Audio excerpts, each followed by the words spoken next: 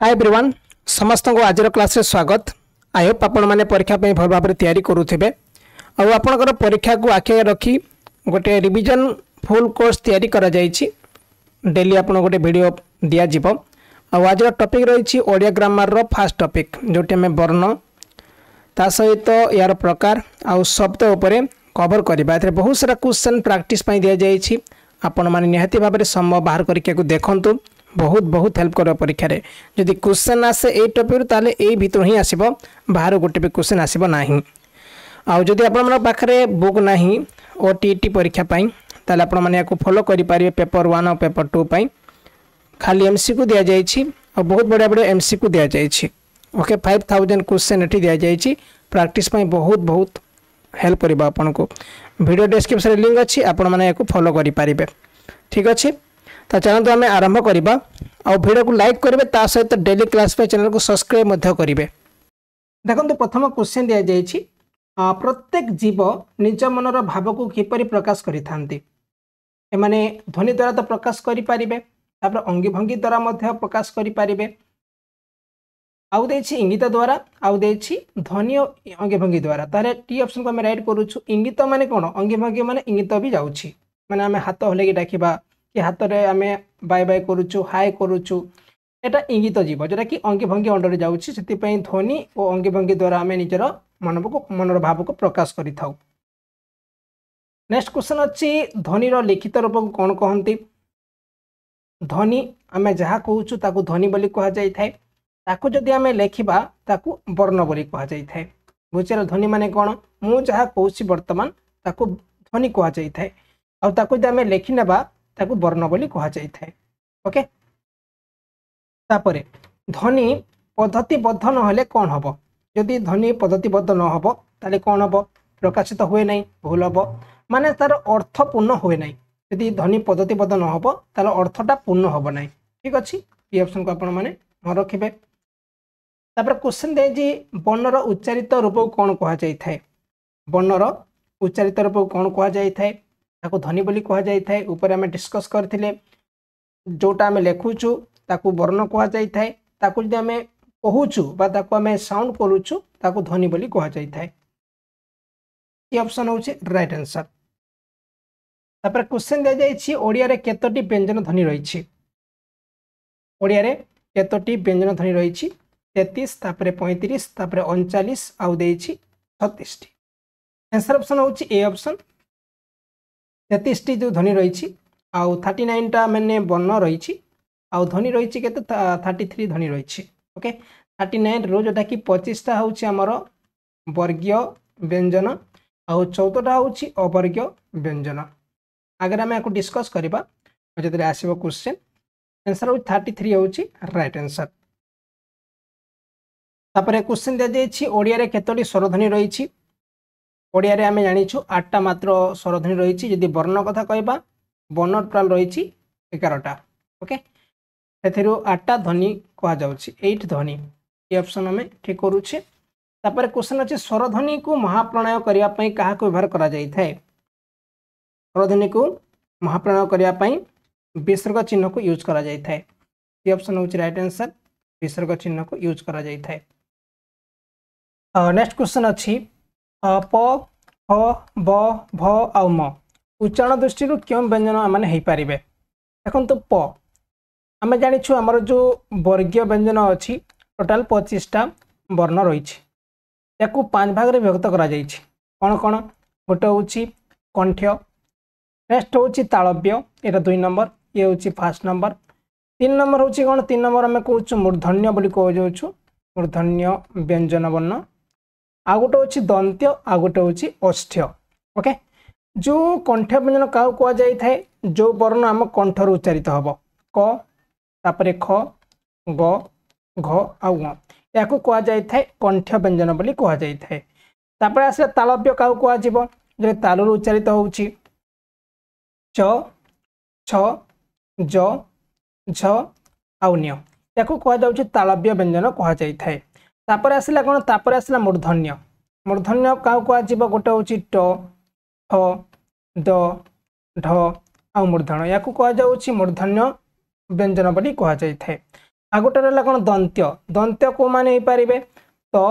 थ द ध आउ न जो वर्ण उच्चारण समय कौन हो जीवा सहित आमर दांत टच होताको कहुए माने दंत्य व्यंजन बोली कहुए। आ गोटे हूँ अष्ठ्य व्यंजन माने अष्ठ्य माने कौन जो वर्ण उच्चारण समय आम अठ को अठ टच कर हूँ अष्ठ्य व्यंजन जमी आम कहूँ प फ ब भ आउ म बुझीगले ताले प फ ब भ म यहाँ कौन हम या कहुए अष्ठ्य व्यंजन बोली कहुए। तापर क्वेश्चन अच्छी क्यों ध्वनि मूर्धा सहित मिलित हो उच्चारित होता है। क्वेश्चन बुझीगला क्यों ध्वनि मूर्धा सहित मिलित हो उच्चारित होता है। यहाँ हूँ मूर्धन्य वर्ण ओके मूर्धन्य वर्ण जोटा कि मूर्धा सहित से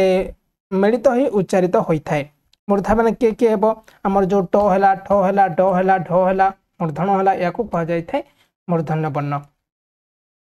ओडिया केतोटी अवर्ग्य व्यंजन रही केतोटी अवर्ग्य रही 14टा अवर्ग्य रही 14टा अवर्ग्य व्यंजन आउ 25टा वर्ग्य व्यंजन अच्छी से आंसर ऑप्शन हूँ 14। क्वेश्चन दि जाइए ओडिया ग्रामर टोटाल केतोटी वर्ण रही आम ओडिया ग्रामर रे टोटाल केतोटी वर्ण रखा जाइए ओके जदि आम आमर अष्टम श्रेणी बही देखा से 50टा वर्ण दि जाइए ठीक अच्छे आउ जदि आप अलग अथर देखे सारस्वत गोटे बही अथर अच्छी जो देखिए 49 दि जाइए ठीक अच्छे किंतु ये 49 ऑप्शन दि जाए 50 देखते 50 को आम राइट करवा आम अष्टम श्रेणी बही में जोटा कि सरकार बही से 50टी वर्ण लिखा जाइए 39 हूँ व्यंजन वर्ण आउ 14टा हूँ आमर स्वर वर्ण ठीक अच्छे मन रखिए। नेक्स्ट क्वेश्चन दि जाइए ओडिया ग्रामर टोटाल केतोटी ध्वनि रही ओडिया ग्रामर टोटाल 41 ध्वनि रही एस ऑप्शन हूँ डी ऑप्शन और अष्टम श्रेणी पाठ्यपुस्तक जोटा कि 41टा ध्वनि व्यवहार करा जाइए। नेक्स्ट क्वेश्चन अच्छी इंग्राजी भाषार लिपिर नाम कौन या कहुए रोमान बोली कहुए जो इंग्राजी भाषा रही तार लिपिर ना हूँ रोमान। ओडिया केतोई वर्ण को हर्ष स्वर अंतर्गत रखा जाइए आमर जो अच्छी ओडिया ग्रामर केतटा वर्ण को हर्ष स्वर रखा जाइए मैं रखिए 6टा वर्ण अच्छी हर्ष स्वर रखा जाइए कौन कौन हो गला गोटे हूँ अ है हर्ष हो जाऊँगी हर्ष हो जाऊँगी रो हो जाऊँगी ए हो जाऊँगी ओ हो जाऊँगी या कहुँ कौन हर्ष स्वर बुझीगला। तापर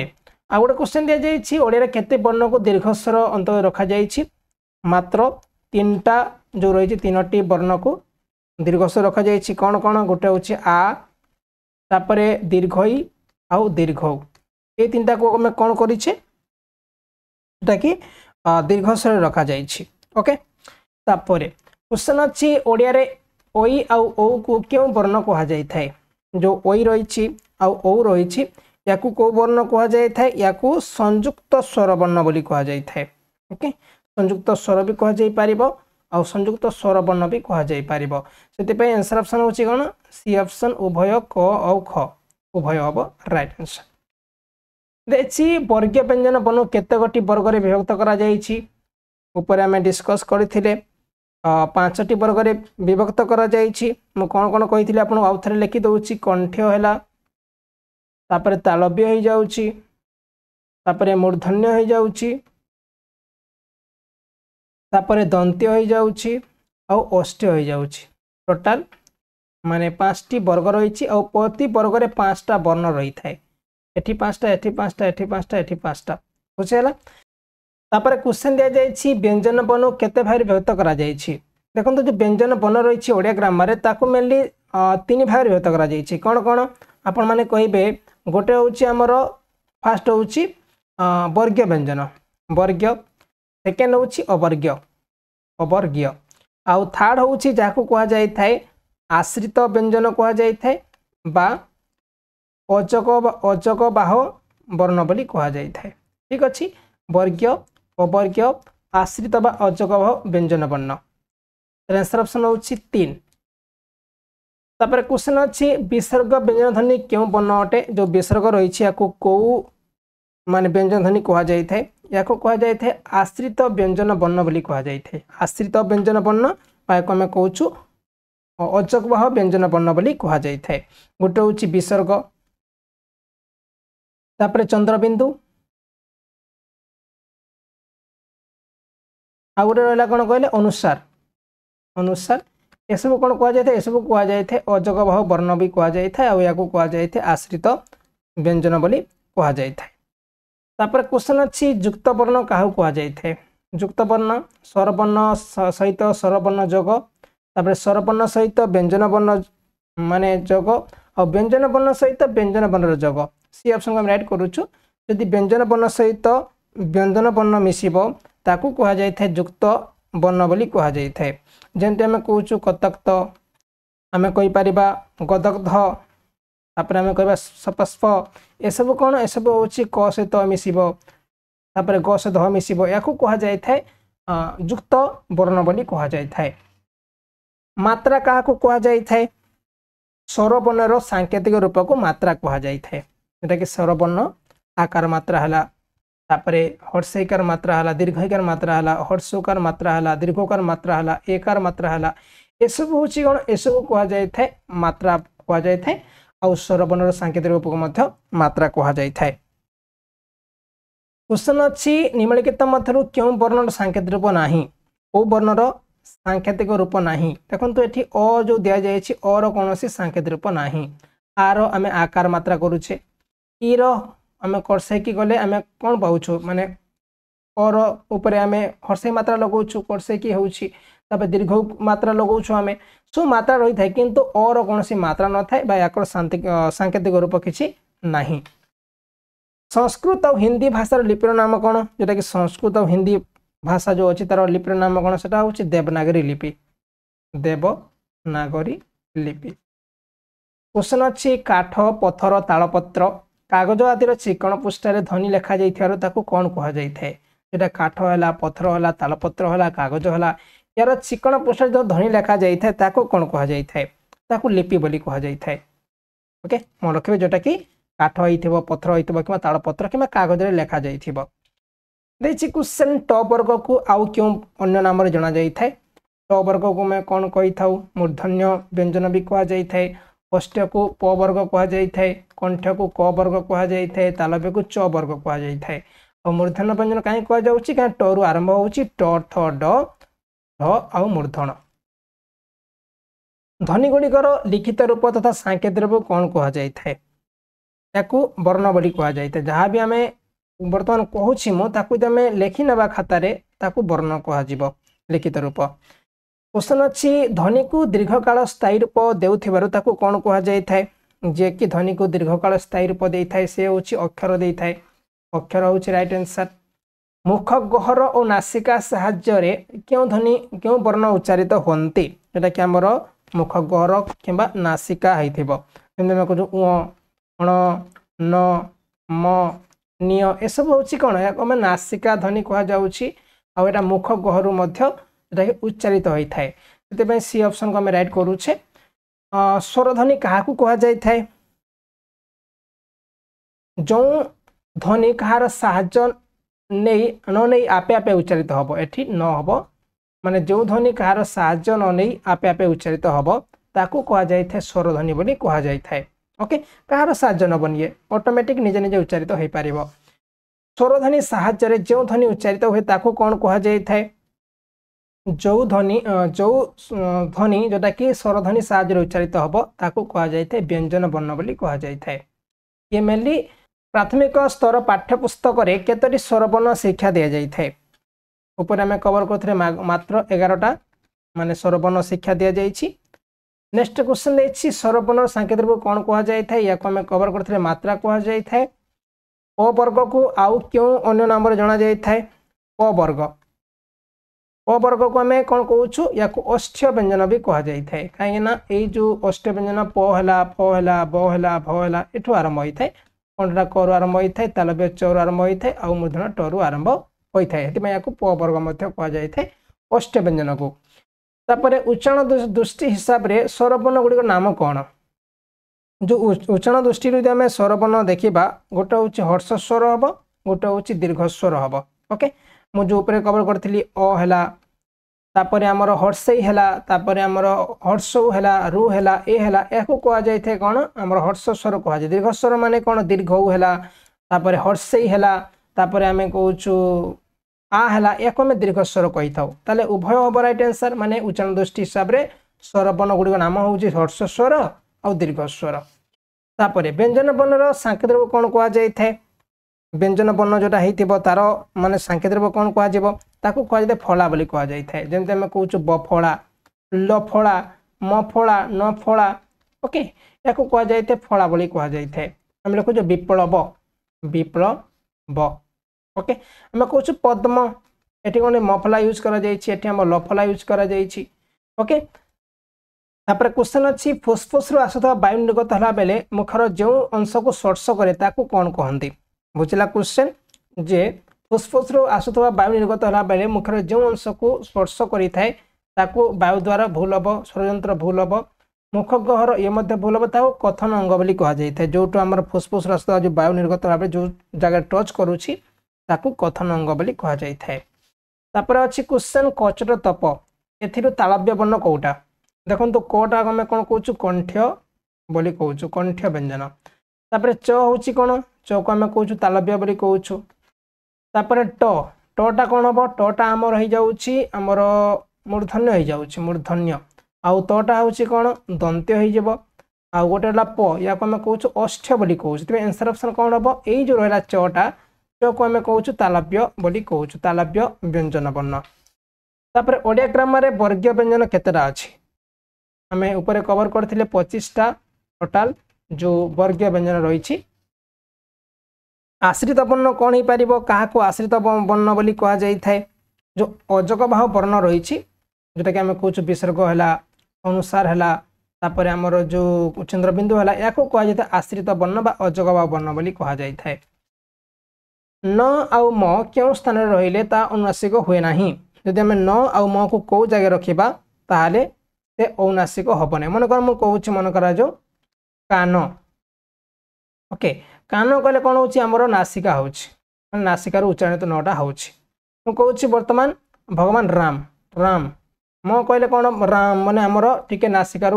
जोटा कि आमर वर्ण उच्चारित होची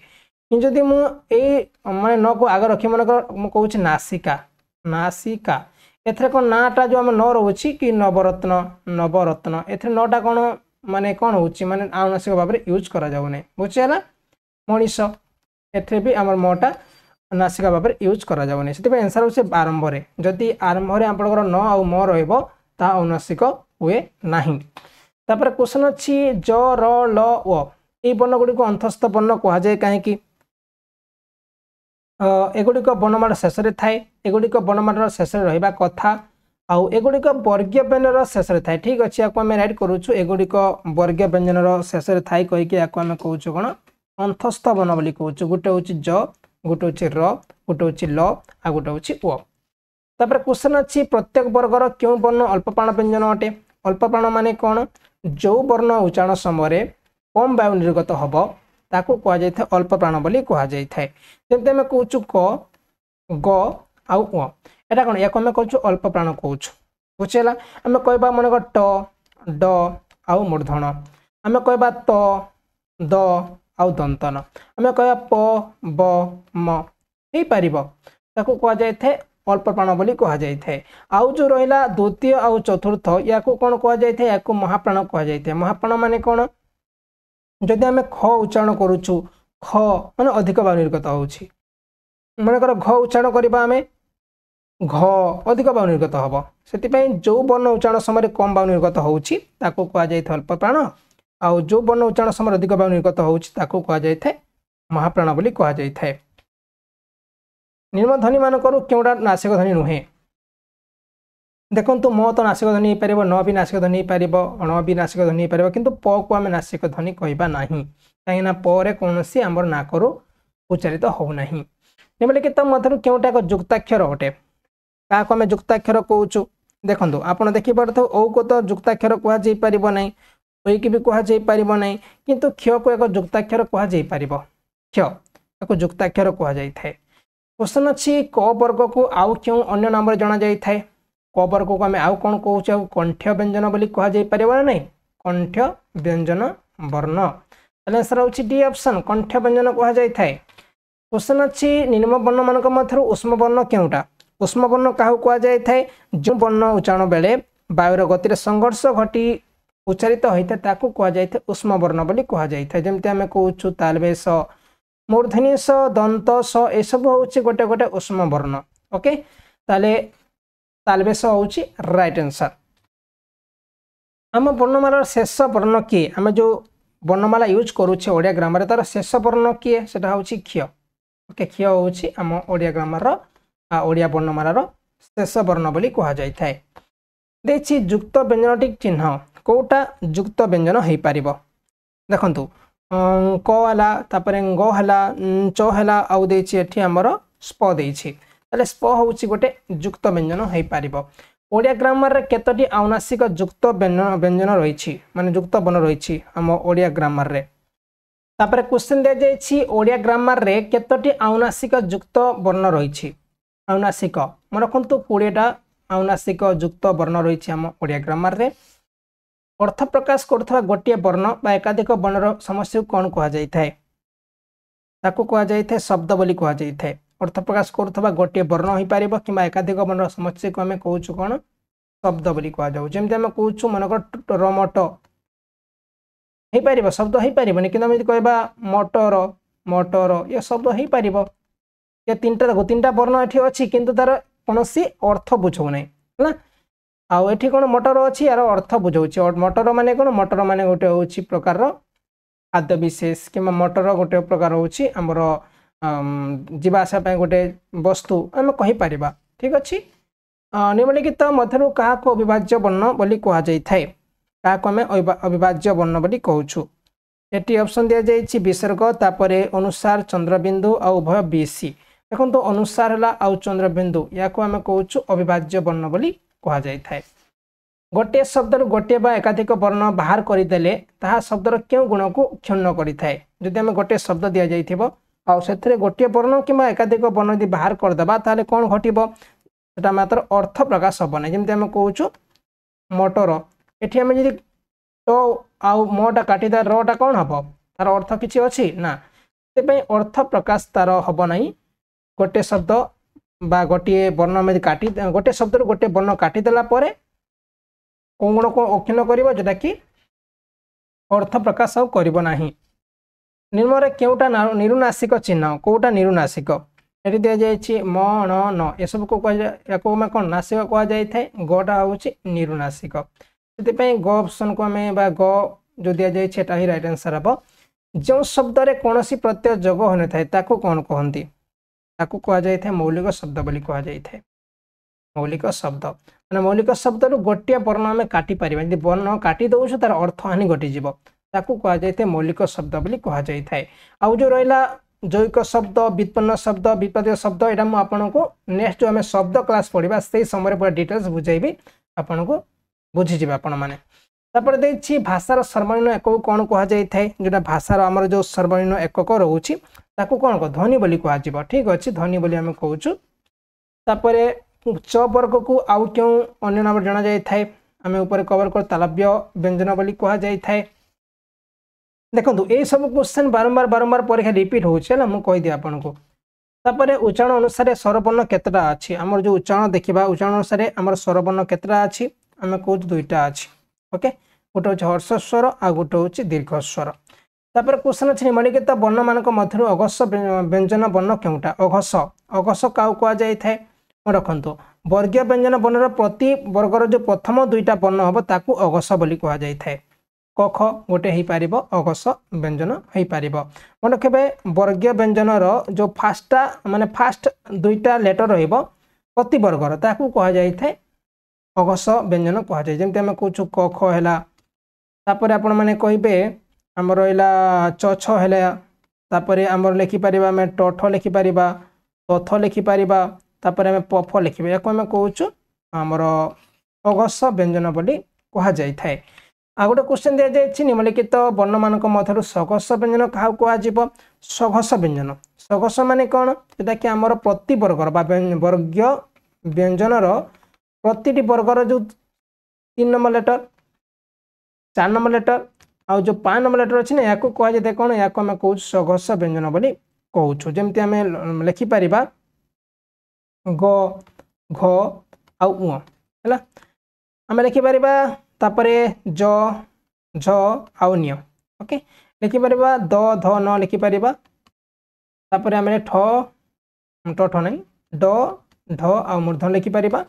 आउ ब भ म लिखिपर या आम कौचु कौन सगस व्यंजन बोली कहूँ तार आंसर हूँ द ध न निम्नलिखित मध्यरु अनुसार चंद्रबिंदु और विसर्ग वर्ण क्यों वर्ण कहुए ऊपर आम कवर करते जोटा कि माने यही वर्ण समूह कौन हम स्वर वर्ण कि व्यंजन वर्णर आश्रय बिना उच्चारित हो पारे ना से सब आश्रित वर्ण कहुए या आम कौचु अजगभाव वर्ण बोली कहुए आश्रित वर्ण आउ थे डेफिनेशन मन रखु ये जो वर्ण सब रहा गोटे अनुसार गोटे चंद्रबिंदु आ गोटे हूँ विसर्ग एम स्वर कि व्यंजन वर्णर आश्रय बिना उच्चारित हो पारती ना से आश्रित वर्ण बा अजगभाव वर्ण बोली कहुए औनासिक वर्ण विश्लेषण कौन जो वर्ण आम नासिकार उच्चारित हम आम नाकर उच्चारित हम ताकू कहुए औनासिक वर्ण बोली कहुए अच्छी भाषार सब छोट एकक कौन आम वर्ण कौचु डी ऑप्शन निम्नलिखित मध्य क्योंटा हर्षस्वर अटे क्या हर्षस्वर कहुच्छी देखो ये आमर अ गोटे हर्षस्वर हो पार हर्षे गोटे हर्षस्वर हो पार हर्ष गोटे हर्षस्वर हो पार अ हर्षो हर्षे तापर ए आसिला रु आसिला ओके तापर ए सब हूँ आम हर्षस्वर कहुए ओडिया भाषा क्यों ध्वनि आपे आपे उच्चारित हो पारि थाए जोटा कि आम ओडिया भाषा रही कौ ध्वनि आपे आपे उच्चारित हो पार सेटा हूँ स्वर ध्वनि जे कि कौन ध्वनिर बिना साहाय्य आपे आपे उच्चारित हो पार तापर क्वेश्चन अच्छी ओडिया वर्णमाला ज आउ र क्यों वर्ण कहुए या स्वर तो कहना व्यंजन भी तो कहना व्यंजन भी कहुपर जुक्ताक्षर कहनी किंतु या अंतस्थ वर्ण कहले आंसर ठीक रहिबो ओके खाली व्यंजन या अंतस्थ वर्ण कहुए कहीं सब व्यंजन आसवे आम कौ व्यंजन कौचु अवर्ग्य व्यंजन बोली कहूँ अवर्ग्य व्यंजन ओडिया वर्णमाला ज ठारू चंद्रबिंदु जाए क्यों वर्ण अटे जो ज ठारू चंद्रबिंदु जाए रही या कौ वर्ण कह या अंतस्थ कहनी जो ठारू चंद्रबिंदु पर्यंत ज र ल आउ या खाली कहुए आमर जो अंतस्थ वर्ण कहुए किंतु ज ठारू चंद्रबिंदु पर्यंत या अवर्ग्य व्यंजन बोली कहुए क्यों वर्ण गुड़िक स्वर कि व्यंजन वर्णर आश्रय बिना उच्चारित हो पारती ना मन पकातु ऊपर मुझे जो मैंने मन पकई आराम से करें क्यों वर्ण गुड़िक स्वर कि व्यंजन वर्णर आश्रय बिना उच्चारित हो पारे ना कहुए आश्रित वर्ण कहुए आश्रित वर्ण या आउ कौन कहुए या अजगभाव वर्ण कहुए नेक्स्ट क्वेश्चन अच्छी तालबेश मूर्धनी स दंत स आउ ह या क्यों व्यंजन कहुए या उष्म बोली कहुए उष्म व्यंजन उष्म कहीं कहुच्छी जिते बेले आम यही वर्ण गुड़िक उच्चारित करुच्छू कौन हो उष्म वायु निर्गत हो उष्म व्यंजन बोली कहुए क्वेश्चन कंठध्वनि क्योंटा अटे कंठध्वनि कौन हो पार क ख ग घ या आम कंठध्वनि कहूँ च छ ज झ या तालव्य कहुच्छी प फ ब भ या आम अष्ट्य कहुच्छी ट ठ ड ढ या आम मूर्धन्य बोली कहूँ ओके तापर क्वेश्चन अच्छी स्वध्वनिर उच्चारण स्थान क्योंटी अटे आमर जो स्वध्वनि रही कौटू उच्चारित होची स मोर केबे तालव्य रु आस मैं तालू उच्चारित होची ए टाइप रो क्वेश्चन आपन टिके माने टिके कोन करि पारे कहले आपन को टिके कंफ्यूज करि पारे ओके जदि हमको देथांता च आमे ऑटोमेटिक कर देथांते तालव्य हेथांता किंतु स देछि स मध्ये तालव्य रु उच्चारित होची बुझे ना तापर मूर्धन ध्वनि क्योंटा हो पार मूर्धन बाछंतु कौटा हम ये ट ठ ड ढ मूर्धन या कहुए आमर मूर्धन ध्वनि बोली कहुए कहीं सब वर्ण मूर्धार उच्चारित होता त थ द ध न आदिर उच्चारण स्थान क्योंटी अटे आमर जो त थ द ध न या आम कौटू उच्चारित करुचु या आम मेनली दंत्य उच्चारित करुचु दांत बा दंत ओईर उच्चारण केमिति होता है देखो आम ओई केमती कहूँ ए जुक्त इ ना अजुक्त आ ना ए जुक्त ए ना अजुक्त इ ओई माने अजुक्त इ मिसले कौन होची ओई होची ताले आंसर ऑप्शन होची सी ऑप्शन बा सी ऑप्शन को आम राइट करूछु जो वर्ण उच्चारण समय दुई ओष्ठ द्वारा श्वास अवरोध होता है ताकू क्यों व्यंजन कहुए मुझे आपको जोटा कि ओठ को ओठ टच कर कहला समय गोटे हूँ प देखो निजे भी ट्राए करूँ प कहीकि देखूँ ह कहतु आप ओठ को टच कर ब कहतु भ कहतु म कहतु ये जो 5टा वर्ण रहा या अष्ट्य व्यंजन कहुए आई वर्ण जब आम उच्चारण करवा ताले कौन हम आमर जो ओठ द्वारा श्वास अवरोध हम आ उच्चारित होता है। देखिए स्वरध्वनि रे प्रधान वर्गीकरण केते प्रकार होता है। स्वरध्वनि रे प्रधान वर्गीकरण 3 प्रकार होता है। ठीक अच्छे तापर देखिए स व्यंजन उच्चारण स्थान केउठी अटे आमर जो स रही या आम कहूँ दंत रु आसब ना स तालु भी आसब ना अष्ट भी आसब ना किंतु आसब मूर्धारु आसब ओके मूर्धारु उच्चारित सटा आमर जो मूर्धन्य स रही कौट उच्चारित होउछि मूर्धारु उच्चारित होउछि। निम्नलिखित मध्य अल्प प्राण वर्ण केउटा अटे अल्प प्राण मु कही मन पकातु जोटा कि आपणकर जो वर्ण उच्चारण समय कम वायु निर्गत हम ताकू कहुए अल्प प्राण कहुए ध अधिक वायु आ अधिक वायु भ अधिक वायु ताले क ग हम राइट आंसर। निम्नलिखित मध्य केउटा भूल अटे माने निम्नलिखित मध्य कोटा भूल कहुछि ध सघस महाप्राण दंत्य अटे धटा गोटे कौन धटा गोटे महाप्राण ये तो ठीक अच्छे तापरे ब सघस आउ अस्थ्य महाप्राण अटे तापरे च अघस तालव्य माने आमर च अघस तालव्य अल्प प्राण अटे च अघस यही पारिबो तापरे तालव्य ये भी यही पारिबो ठीक अच्छे ख कंठ्य महाप्राण ये भी ठीक अच्छे किंतु जो ब रही ना या सघस महाप्राण कहुब ना या आम कहूँ अस्थ्य अल्प प्राण कहुए अल्प प्राण ओके किंतु या सघस बोली कहुए बुझे सघस ठीक अच्छे किंतु महाप्राण जगार आम कौन कर अल्प प्राण करवा एमती कन्फ्यूज वाला क्वेश्चन आप परीक्षा पचारि पारे जो वर्ण गुड़िकर उच्चारण स्वरतंत्री कंपित हो न था कहुए अघस ध्वनि बोली कहुए ठीक अच्छे ये आम आंसर करुचु अघस ध्वनि अघस ध्वनि हूँ राइट आंसर। निम्न केउटा महाप्राण व्यंजन नुहे महाप्राण व्यंजन नुहे क को आम राइट करुचु क गोटे हूँ अल्प प्राण कहुए कहीं जब आम क उच्चारित करुचु कौन हूँ अल्प माने वायु निर्गत होउछि। औ रो उच्चारण स्थान कोठी अटे माने केमिति औ उच्चारित होउछि अयुक्त दीर्घ भूल हम ओ युक्त इ भूल हम आ युक्त ओ भूल हम आम कहूँ अयुक्त ओ माने अयुक्त ओ जब आम कर मिसेबा ताले ओ आसीबो बी ऑप्शन ठीक अच्छी। निम्न केउटा अनासिक चिन्ह देखो म भी हो पार न भी हो पार ण भी हो पार ऊपर तो समस्त अच्छी देखो कहीं आप देखुवे अलग अलग क्वेश्चन सेम टाइप क्वेश्चन आसूसी कहीं सब परीक्षा आसी सारी से आप भिन्न भिन्न प्रकार क्वेश्चन ये दि जाए परीक्षा अलरेडी आसी सारी ठीक अच्छे तापर निम्नलिखित केउटा दीर्घस्वर नुहे क्या दीर्घस्वर कहुब ना 4टा ऑप्शन दि जाए फाउंड करूँ आ तो दीर्घस्वर हो ओ मध्य दीर्घस्वर हो दीर्घ ही मध्य दीर्घस्वर हम किंतु हर्षटा दीर्घस्वर हम ना डी ऑप्शन को आम राइट कर निम्नलिखित केउटा संयुक्त स्वरध्वनि अटे देखु आम जाचु ओ गोटे संयुक्त स्वरध्वनि हम आउ ओ मध्य गोटे संयुक्त स्वरध्वनि हम ताले आंसर होची उभय बी आउ सी। एक रु अधिक वर्ण मिश्रण रे कौन कहुए जदि एक रु अधिक वर्ण मिश्रण हम ताकू कहुए व्यंजन बोली कहुए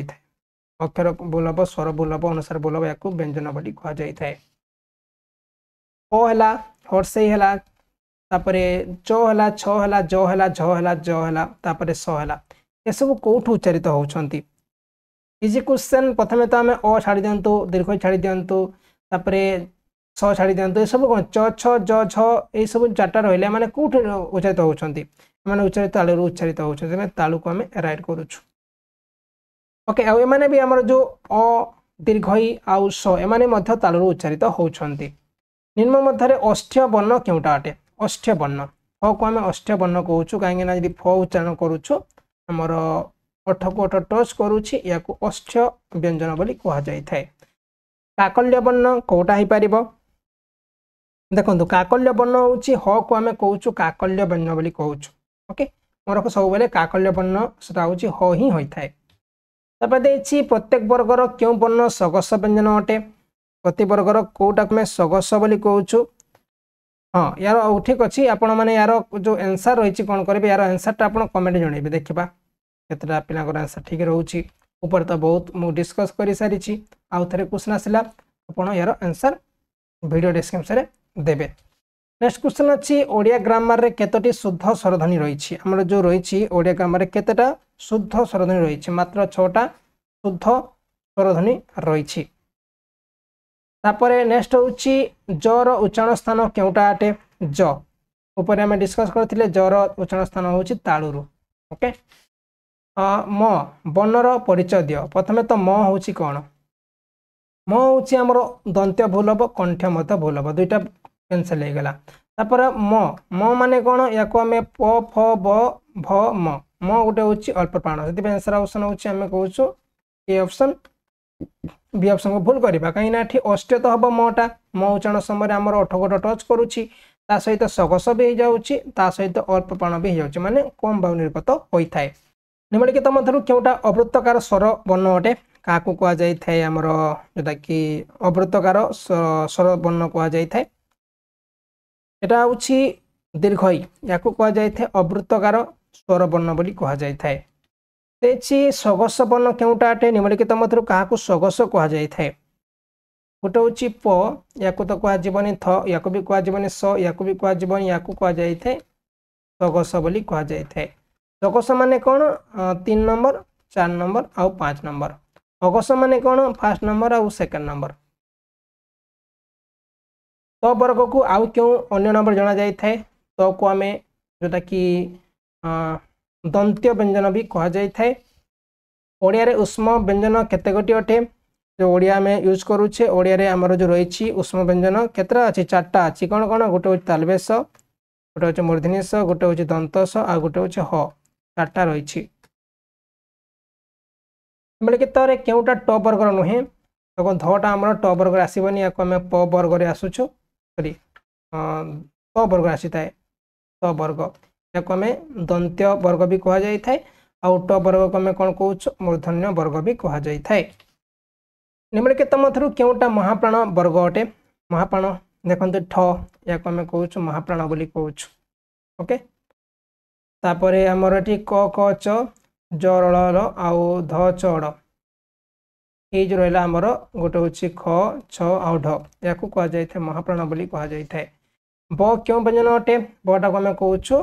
ओष्ठ्य बोली कहबा ओष्ठ्य माने प फ ब भ म। क्वेश्चन देछि स्वर वर्ण को आनुनासिक करिया पई काहा को व्यवहार करा जाई परिबो जदि हमें स्वर वर्ण को आनुनासिक करिबा ताले काहा को यूज करि परिबा हमें मेनली चंद्रबिंदु को यूज करि परिबा चंद्रबिंदु आंसर ऑप्शन होछि हमें चंद्रबिंदु को राइट करूछु। देछि क्वेश्चन फ हला फ हला ब हला भ हला म हला डेक्स व्यंजन होई थांती माने एमाने सब होई थांती ओष्ठ्य व्यंजन होई थांती। ओके नेक्स्ट क्वेश्चन अछि जते बेले व्यंजन सहित व्यंजन वर्ण मिसी जाए ताकू कोन कहा जाई थाए यदि व्यंजन सहित व्यंजन वर्ण मिसिबो ताकू संयुक्त व्यंजन कहा जाई थाए। दंत्यस्थ वर्ण केउटा अटे निम्नलिखित मध्यरु काकू दंत्यस्थ कहा जिवो देखंतु र फ ज याकू दंत्यस्थ कहा जिवनी किंतु ओ जो रहिछि ओ याकू दंत्यस्थ बोली कहा जाई थाए। ओके दांत सहित ओठ जेटा कि दंत्यस्थ ओ ओके तापरे ओडिया रे जेउ वर्ण रो उच्चारण करबा समय केवल श्वासर प्रयोग होई थाए ताकू केउ वर्ण कहा जाई थाए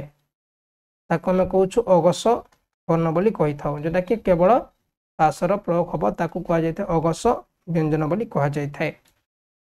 निम्नलिखित मध्यरु केउटा अंतस्थ व्यंजन केउटा अटे ल प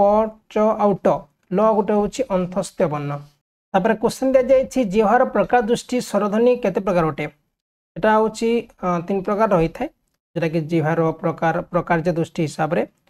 आ जदि एको हमें देखिबा हमर जो रहिछि उतरण दृष्टि रु सरा 4 प्रकार रही थाए ठीक अछि माने प्रकारज दृष्टि रु होछि 3 प्रकार आ उतरण दृष्टि रु होछि 4 प्रकार। तापर क्वेश्चन दे जाइछि ट वर्ग रो उच्चारण दृष्टि रु केउ प्रकार ध्वनि अटे माने ट वर्ग याकू मूर्धन्य बोली कहा जाउछि। तापर क्वेश्चन अछि औनासिक रो अर्थ केउटा अटे विसर्ग चंद्रबिंदु पंचम वर्ण रो आउ स्वर रो हमें जो पंचम वर्ण रहिछि ना हमर प्रति वर्ग रो ताकू मेनगी औनासिक बोली कहा जाई थाए। एमरे के तो केउटा दंत्य वर्ण नहे प्रथमे तो द ज आउ न प्रथमे ते दंत्य वर्ण नहे हमर जोटा जटा होछि दंत्य वर्ण नहे। ओके ज या कह तालव्य बा तालुर उच्चारित होता तालव्य तो कह तालव्य वर्ग तो कहबनी किंतु जोटा हूँ जो अवर्ग जो रही है तालुर उच्चारित होता है। नेक्स्ट क्वेश्चन अच्छी कंठध्वनि केउटा हम कंठध्वनि गोटे हूँ क ख यहाँ हूँ कंठध्वनि अंडर जीव है जो आउ जो यहाँ हूँ आमर तालव्य तो आउण हूँ मूर्धन्य आउ जो आउ र या जोटा कि आमर कह आमर जो कौन कह कंठस्थ वर्ण बोली कह तापर देछि क्वेश्चन निम्नलिखित केउटी उच्चारण स्थान मूर्धन्य व्यंजन अटे मूर्धन्य एटा होछि ड आउ ढ देछि क्वेश्चन निम्नलिखित मध्य एक वर्ण व्यंजन नुहे कोटा होछि व्यंजन बोली कह जीव नाही एटी चारटा ऑप्शन दिया जाइछि हर्षौ ख र आउ ज ओ को कह जाइते स्वर वर्ण बोली कह जाइते तापरे निम्नलिखित केउटा अष्ट वर्ण नुहे देखंतु हमर तोटा को हमें कहउछु दंत्य बोली कहउछु तमे याको हमें अष्ट कह जाई परिबो नाही तापरे क्वेश्चन दिया जाइछि निम्नलिखित मत नासिक व्यंजन कोटा है परिबो ऑब्वियसली न को हमें नासिक बोली कहउछु नासिक कह जाउछि तापरे क्वेश्चन अछि ए आ ओई याको कोन कह जाई थाए याको हमें कहउछु कंठ तालव्य कह जाई थाए बुझिए ना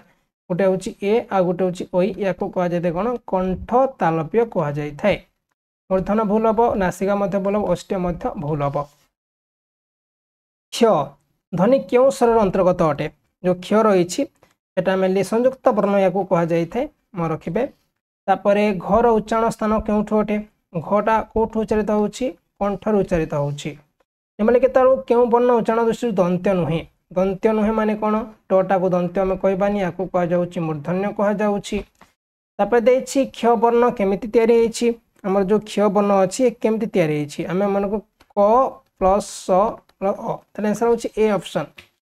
देछि निम्नलिखित मथरो केउटा विवृत स्वरध्वनि अटे आ को कह जाय थाए गोटे विवृत स्वरध्वनि सेटा होछि आ ओके आ होछि राइट आंसर तापर क्वेश्चन दिया जाइछि अ आ औ ह उच्चारण स्थल केउटी अटे जोटा कि अ गोटे हला आ गोटे हला याकर उच्चारण स्थान कोठी हम सब कंठर उच्चारित होइथांती नेक्स्ट क्वेश्चन अच्छी क्यों वर्ण केवल मुखर उच्चारण होता है एटा होछि हमर अनुसार एटा केवल मुखर उच्चारित हम अनुसार होछि राइट आंसर क्यों ध्वनि को अनुसार कह जाय थाए का को अनुसार कह जाय थाए क्यों ध्वनि को एटा होछि स्वर परे आसुतबा नासिक ध्वनि को कोटा कह जाय थाए ताको अनुसार बोली कह जाय थाए स्वर परे आसुतबा नासिक ध्वनि को अनुसार कह जाय थाए महाप्राण ध्वनि गुड़िक व्यंजन वर्ग में क्या सहित सम्मिलित अटे द्वितीय तृतीय प्रथम माने प्रथम द्वितीय द्वितीय चतुर्थ आउ प्रथम आउ चतुर्थ देखो प्रथम तो द्वितीय है आउ चतुर्थ है या कह जाए कौन महाप्राण कह जाए जमी आम कहते ख आउ घ ओके आउ जो क है ग है आउ है या कह जाए अल्प प्राण बोली कह जाए कन्फ्यूज हे ना अल्प प्राण माने कौन कम बाहु निर्गत हम महाप्राण माने कौन अधिक बाहु निर्गत हम भाषार सार्थक लघुतम एकक कौन ताको कह जाए ध्वनि बोली कह जाए भाषार सार्थक लघुतम एकक तापर क्वेश्चन अच्छी वर्णमाला क्या कह जाए वर्णर व्यवस्थित समूह को आम कहूँ वर्णमाला बोली कही था शब्द समूह भूल हम वर्णर संकलन भूल हम वर्णर व्यवस्थित समूह को वर्णमाला बोली कह जाए घर उच्चारण स्थान केउटी अटे मूर्धा कंठ्य तापर तालु दंत्य घ होछि कंठर उच्चारित होछि कंठ्य होछि राइट आंसर अजग बाहु वर्ण काहु कह जाय थाए अजग बाहु वर्ण काहु कह जाय थाए जोटा कि विसर्ग को अजग बाहु बोली कह जाय थाए विसर्ग हला चंद्रबिंदु हला अनुसार हला या को कह जाय थाए अजग बाहु बोली कह जाय थाए निम्नलिखित मध्यरु काहाको अग्रस्वर ध्वनि कह जाय थाए काहाको अग्रस्वर ध्वनि कह जाउछि हर्षे को आम कहूँ अग्रस्वर ध्वनि बोली कह जाए हर्षे हूँ राइट आंसर तापर ए रो उच्चारण स्थान केउटी अटे ए रो उच्चारित होछि कोठु आसुछि ये आमर कंठ सहित तालुर उच्चारित होछि कंठ तालव्य कह जाए मन रखिए ए को लिखि नियंतु कंठ तालव्य तापर क्वेश्चन अच्छी निम्नलिखित क्यों वर्ण अंतस्थ वर्ण अटे अंतस्थ वर्ण आमर कौन हो पार क्योंटा नुहे देखो ह को आम कौन कहूँ ह को आम कहूँ काकल्य वर्ण बोली कहूँ काकल्य वर्ण या आम उष्म वर्ण भी कही था किंतु ब है र है जो है ये सब हूँ कौन या आम कौच जोटा कि आमर अंतस्थ व्यंजन बोली कहूँ। तापर क्वेश्चन दि जाइए निम्नलिखित मध्य केउटा अघोष वर्ण हो पार अघोष वर्ण कौटा हे देखो अ भूल करवा आम ह भूल करवा ज मध्य भूल करवा जोटा अघोष वर्ण हो पार ये ख जो दि जाइए ख गोटे हूँ कौन अघोष वर्ण बोली कह जाए ख। तापर क्वेश्चन अच्छी ओडिया दंत्य वर्ग ध्वनि केउटा अटे दंत्य वर्ग माने त थ द ध या आम कहूँ दंत्य वर्ग बोली कहूँ। तापर अच्छी क्वेश्चन क्यों ध्वनि अल्पप्राण अटे अल्पप्राण माने कौन जो वर्ण उच्चारण समय कम बाहु निर्गत हम तो को आम उच्चारण कर समय कम बाहु निर्गत होची अल्पप्राण कह जाए।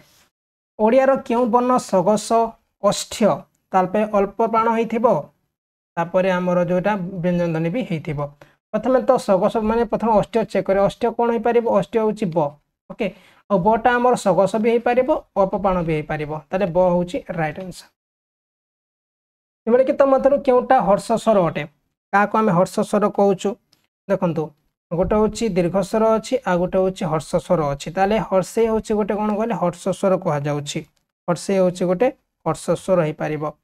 ओडियार मूर्धन ध्वनि केउटा अटे ट ठ ड ढ मूर्धन या कह कि मूर्धन ध्वनि बोली कह जाए। तापर अच्छी वर्गर पंचम वर्ण को कौन कह जाए वर्गर पंचम वर्ण को आनासिक ध्वनि बोली कह जाए। निम्नलिखित ध्वनि मध्य केउटा दंथस्थ अटे दंथस्थ जोटा कि आमर दांत सहित टच होथब आठी आमर थ म आउ व देखो ये जो ओ रही है दंथस्थ कह जाए दांत सहित अठ टच हम। तापर देखिए केउटा महाप्राण व्यंजन अटे एठी ग च ट ये सब भूल हम या अल्पप्राण कह जाए ख गोटे हूँ महाप्राण कह जाए महाप्राण कहीं अधिक बाहु निर्गत हो ज र ल ब क्यों वर्ण कह जाए अंतस्थ वर्ण बोली कह जाए गोटे ज है गोटे र है गोटे ल है गोटे ब है। तापर भाषा विज्ञान हिसाब से ओ को क्यों वर्ग वर्ण कह जाए भाषा विज्ञान हिसाब से या कंठस्थ वर्ण बोली कह जाए ओ को देखिए क्यों वर्ण उच्चारण स्थान कंठ और ओष्ठ अटे जोटा कि आमर कंठ भी आसुव ओष्ठ भी होता हूँ ओ है कंठ भी हो पार और ओष्ठ भी हो पार ओ देखिए क्वेश्चन निम्नलिखित केवड़ा तालव्य व्यंजन अटे अवश्य थ द ध या तालव्य कह जाऊँगी क्यों वर्ण को अंतस्थ वर्ण कहना प्रथम तो को आम अंतस्थ वर्ण कहना या आम कहूँ दंत्य वर्ग व्यंजन कह जाए। आउ ये थिला किछि इंपोर्टेंट क्वेश्चन आपनकर वर्णर आउ जहाँ भी क्वेश्चन आपनकर आसीबो ए भितर ही आसी जिवो सब तक आम कवर कर देइछे यार सब नेक्स्ट वीडियो सब आपनको वीडियो डिस्क्रिप्शन लिंक मिलिबो नले आपन तळको तळ नै कि देखि पारिबे ओके।